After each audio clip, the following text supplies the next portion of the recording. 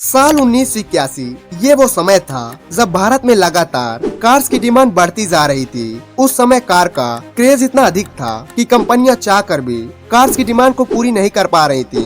भारत सरकार भी इस मुसीबत से परेशान थी, लेकिन तभी एंट्री होती है संजय गांधी की, जिनके ड्रीम प्रोजेक्ट ने एक ऐसी कंपनी की नींव रखी जिसने भारतीयों की इस समस्या को हमेशा हमेशा के लिए मिटा दिया। जी हाँ, उस कंपनी का नाम है मारुति सुजुकी। चलिए जानते हैं कैसे एक विदेशी कंपनी की मदद से मारुति ने हम भारतीयों के दिलों पर कब्जा कर लिया। बात है 1970 के दशक की, जब भारत सरकार को एक छोटी कार निर्माता कंपनी की तलाश थी। उस समय भारत सरकार भारतवासियों को किफायती दामों पर अच्छी कार देना चाह रही थी। एक तरफ भारत सरकार की तलाश जारी थी और दूसरी तरफ संजय गांधी, जो यूके में रोल्स रॉयस की कंपनी के साथ अपनी इंटर्नशिप कंप्लीट कर रहे थे। आखिरकार 3 साल की एक्सपीरियंस के बाद साल 1968 में संजय गांधी भारत वापस आए और उन्होंने निजी क्षेत्र में छोटी कार बनाने की इच्छा जाहिर की। उस समय भारत में कांग्रेस की सरकार थी, जिससे संजय गांधी की इस आइडिया को पूर्ण समर्थन मिला और संजय गांधी ने पुरानी दिल्ली के पास एक गैराज किराए पर लिया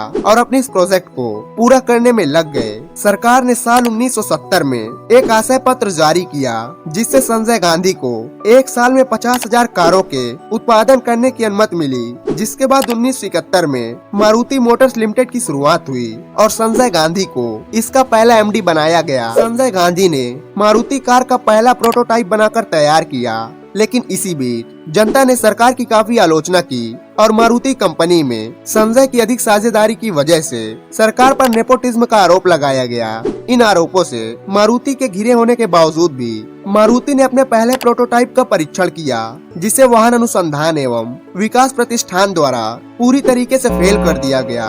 जिसका मतलब था कि मारुति का पहला प्रोटोटाइप सड़क पर चलने के बिल्कुल भी लायक नहीं था। फिर भी साल 1974 में मारुति को 50,000 कारों के उत्पादन के लिए औद्योगिक लाइसेंस दिया गया। जनता के द्वारा सरकार का विरोध इस समय तक भी जारी था, लेकिन जब 1975 में पूरे भारत पर इमरजेंसी लागू कर दी गई, तो यह विरोध धीरे धीरे शांत हो गया।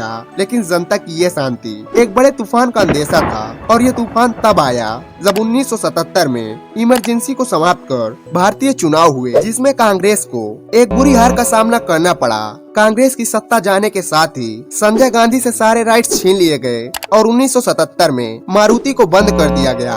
धीरे धीरे कुछ समय गुजरने के बाद साल 1980 में फिर से एक बार कांग्रेस की सरकार बनी, पर अफसोस इस बार हमारे बीच संजय गांधी नहीं थे, क्योंकि 23 जून 1980 को एक विमान के दुर्घटनाग्रस्त हो जाने पर संजय गांधी की मौत हो जाती है। लोगों को लगने लगा कि संजय गांधी का ये ड्रीम प्रोजेक्ट यहीं से समाप्त हो जाएगा, लेकिन मारुति की असली कहानी यहीं से शुरू होती है। जब 1980 में एक बार फिर से कांग्रेस की सरकार बनी, तो इंदिरा गांधी ने अपने बेटे संजय गांधी के अधूरे सपने को पूरा करने के लिए काम करना शुरू कर दिया। जिसके बाद एक बार फिर से मारुति की लहर दौड़ी और मारुति के निर्माण पर काम किया जाने लगा। लेकिन इसी समय मारुति की एक समस्या थी। मारुति को एक ऐसे कार निर्माता कंपनी की जरूरत थी जो मारुति के साथ मिलकर मारुति की हेल्प कर सके। जिसके बाद विशेषज्ञों की एक टीम का गठन किया गया और विशेषज्ञों ने दुनिया भर के कई कार निर्माताओं का दौरा किया, जहां उनकी भेंट हुई जापान की कंपनी सुजुकी से।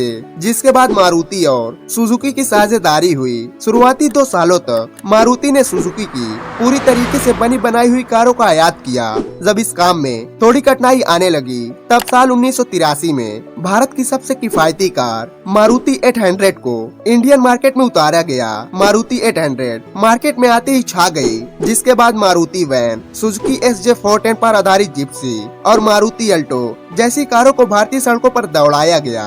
धीरे धीरे समय बीतता गया और 1992 आते ही सुजुकी ने मारुति में अपनी हिस्सेदारी बढ़ाते हुए 21% से 40% कर दी। इस 40-40% के समझौते पर मारुति सुजुकी ने मारुति जैन, मारुति ओमनी और मारुति एस्टीम जैसी कारों को इंडियन मार्केट में लॉन्च किया। अब आप सोच रहे होंगे कि जब मारुति और सुजुकी की हिस्सेदारी 40-40% थी, तो बाकी की 20% हिस्सेदारी किसके पास थी? दरअसल दरअसल शुरुआती दिनों में भारत सरकार की भी इस कंपनी में कुछ हिस्सेदारी थी, लेकिन साल 2003 में भाजपा के नेतृत्व वाली सरकार ने इस हिस्सेदारी को 24% तक बढ़ा दिया।